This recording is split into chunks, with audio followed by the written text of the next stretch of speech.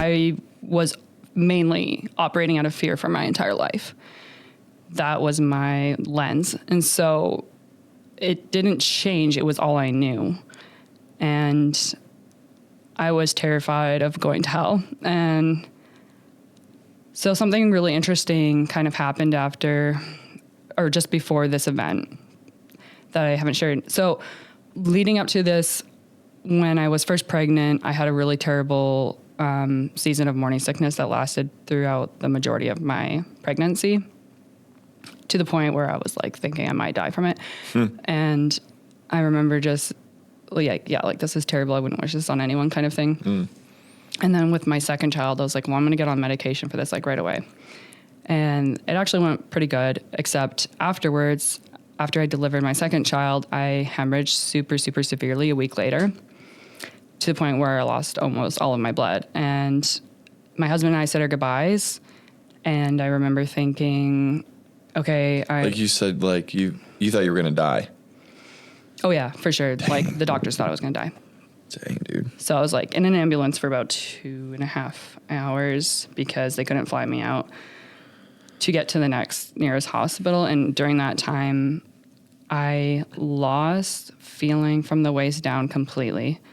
Like just felt like I was just like a bag of cement. And I remember thinking it's really hard to breathe. And I realized, wow, like people die from this all the time in like other countries and that don't have like medical support. And I'm like, well, what's to say that I'm not about to die? So I just like started having that moment of realization. And I began to like ask God, I'm not ready to meet you where you're at, but will you please meet me where I'm at?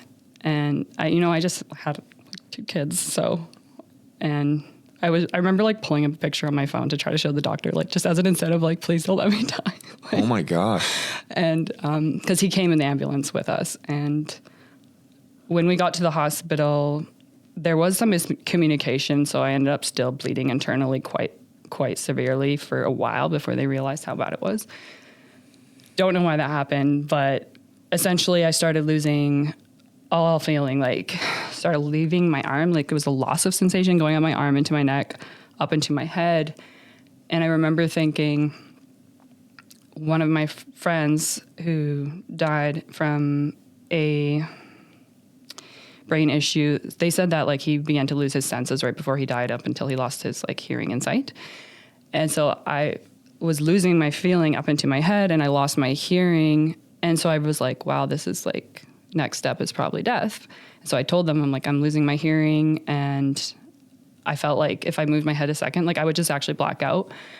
And so they're like, oh, she has like all the symptoms and I'm like, whatever that is. And then they brought me into emergency surgery. And right before I went in, my husband was just like holding our child in the carrier and he like really couldn't say anything. He just kind of like held my hand, which I was at this point like white as paper.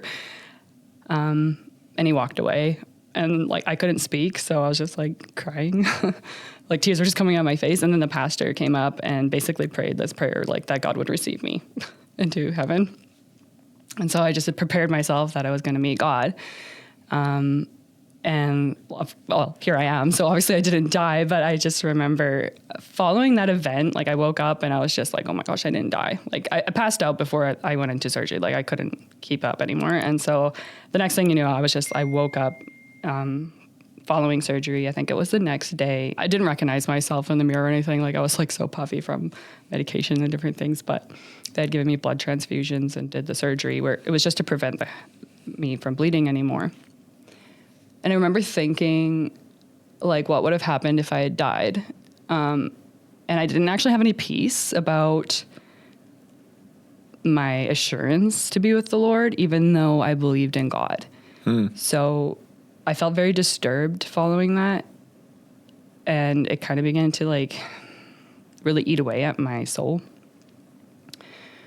So I used to grab the Bible and just like pour into it every morning after my husband would leave for work. So for about 8 months, I would just sit there and read the Bible, trying to find an answer to like, how do I know I'm saved?